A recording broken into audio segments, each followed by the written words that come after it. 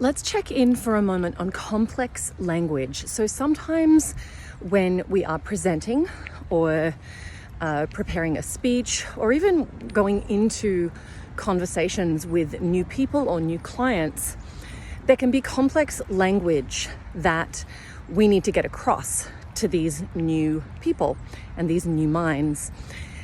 And often what I have seen happen is that when we get to the complex language, we rush through it because it's either difficult to say or we're worried that people aren't going to understand it anyway. Here's the thing. Anything you rush through, people are not going to hear. They're not going to listen to because you're basically telling them it's not important. So how do we fix this problem? I often talk about speech as a dance inside the oral cavity. And so if you think about the process of learning dance, there's a slow build. We learn the individual steps.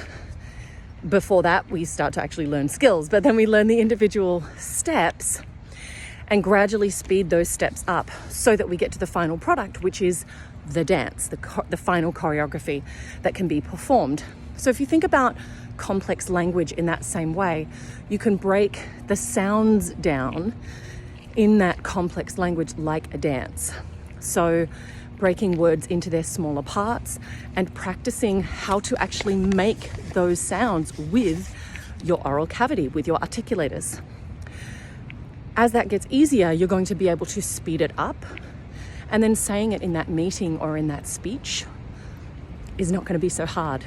And the people that you're speaking to are actually going to hear you and they're going to understand you, and they might even remember those words. Give it a try and let me know how it goes.